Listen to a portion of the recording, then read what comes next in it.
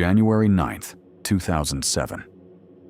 Steve Jobs walked onto a stage in San Francisco and held up a small glass rectangle. "Today," he said, "we're introducing 3 revolutionary products: a widescreen iPod, a phone, and an internet communicator. These are not 3 separate devices. This is one device." The crowd went insane.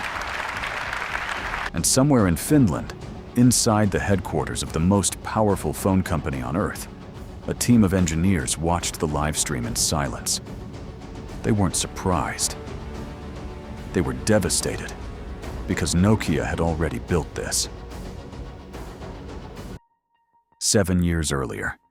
To understand what Nokia lost, you need to understand what Nokia was.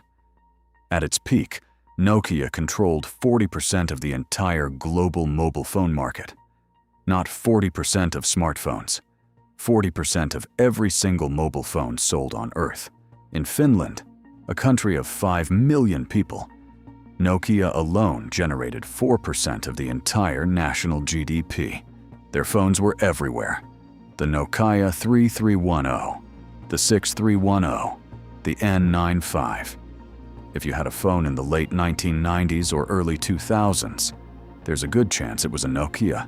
The company had 60,000 employees, research labs on 4 continents, a budget for innovation that most countries couldn't match. And buried inside one of those research labs was something nobody outside Nokia knew existed. In 2000, Nokia's chief designer Frank Nuovo stood in a private meeting and unveiled a prototype. It had a color touchscreen, a single button below the display. It could find restaurants, play games, browse the internet. It looked almost exactly like the iPhone. This was the year 2000, 7 years before Apple announced anything. Nuovo later said, and these are his exact words, "We had it completely nailed." Nokia didn't just see the future. Nokia built the future, and then they put it in a drawer. Why? Because Nokia was making too much money selling the phones they already had. Their feature phones, the simple ones, the cheap ones, were selling hundreds of millions of units per year. A touchscreen smartphone would cost more to produce, more to sell, and would cannibalize their own best-selling products. So the prototype stayed in the drawer, and Nokia kept selling what worked. For now. Back to January 9th, 2007. The morning after Jobs' announcement, Nokia's internal team produced a presentation. The title was almost mocking. Apple iPhone was launched. Yes, it is iPhone. But the content inside told a completely different story. Page after page of panic. The presentation admitted that Nokia's own flagship devices, the N series, the phones Nokia was most proud of, were challenged in comparison. It warned that Apple's touch interface may set a new standard. It called for urgent action. A new chief UI architect, immediate development of a touchscreen operating system. And then it recommended something that would have changed everything. Nokia needed to build a completely new software platform. Open, flexible, built for the internet age. The engineers knew exactly what needed to happen. But here's where the story takes a dark turn. In 2015, 2 professors, one from INSAD, one from Aalto University, published a study on Nokia's collapse. They interviewed 76 people, top managers, middle managers, engineers, external consultants. What they found had nothing to do with technology. Nokia didn't fail because they couldn't build the right phone. Nokia failed because nobody inside the company would tell the truth. Here's how it worked.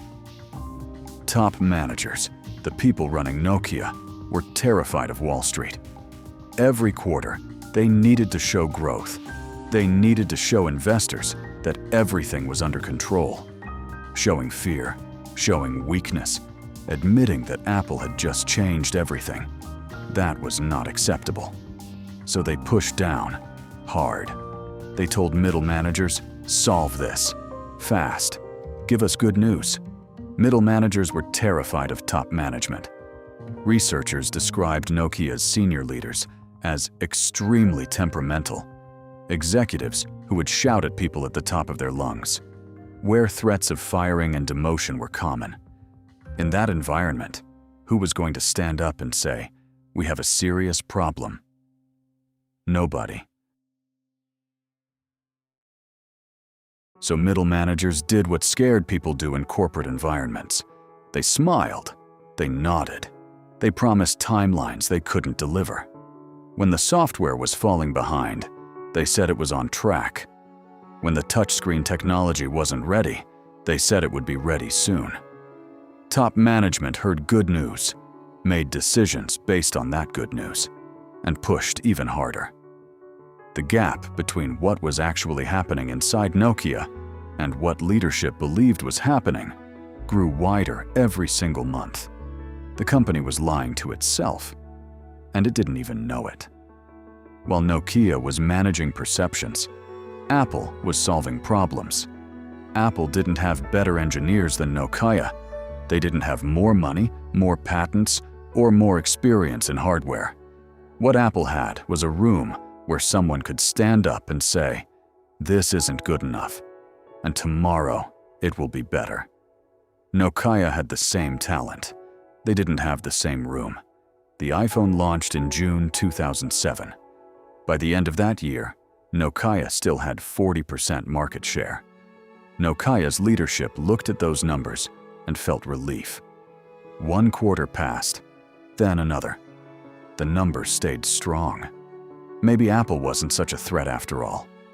Then 2008 happened, and 2009. Android arrived. Samsung arrived. The App Store arrived. Nokia's Symbian operating system, the software that ran every Nokia smartphone, was designed for a world that no longer existed. It couldn't run the apps people wanted. It couldn't compete with the experience Apple and Google were building. Engineers inside Nokia had known this for years. They had said it in meetings. The message never made it upstairs. Here's what that looked like in practice. In 2008, installing a single app on a Nokia smartphone required 11 separate steps. On the iPhone, 3. That gap wasn't just about convenience. It was the gap between a company building for the world that existed and a company building for the world that was coming. Nokia's engineers knew this. They said it in meetings. It didn't matter. By 2010, Nokia's CEO was forced out. By 2011, Nokia's new CEO, brought in from Microsoft, stood on stage and said Nokia was standing on a burning platform. By 2013, Nokia sold its entire mobile phone division to Microsoft for $7.2 billion, a company that had been worth $250 billion at its peak. Gone. Not because they lacked talent. Not because they lacked money. Not because they didn't see Apple coming. They saw Apple coming. They had the internal documents to prove it. They had engineers who understood exactly what needed to be done. They failed because the truth couldn't travel from the bottom of the company to the top. Frank Nuovo, the designer who built the Nokia touchscreen prototype in 2000, gave one interview after the iPhone changed the world. He said, "I was heartbroken when Apple got the jump on this concept. Oh my God, we had it completely nailed." 7 years. Nokia had a 7-year head start on the most successful consumer product in human history. They had the engineers. They had the technology. They had the resources. What they didn't have was a culture where someone could stand up in a room full of executives and say, "We have a problem, and it's serious." Nokia didn't lose because they lacked vision. They saw the future clearly. They wrote it down. They filed it away. They lost because they built a system where the truth couldn't travel from the bottom to the top in time to matter. And here's what makes that terrifying. It wasn't unique to Nokia. Every large organization, every company, every government, every institution faces the same gravitational pull. The bigger you get, the harder it becomes for bad news to reach the people who need to hear it. Nokia just ran out of time before they figured that out. Every week on Broken Empire, the real story behind the biggest collapses in business history.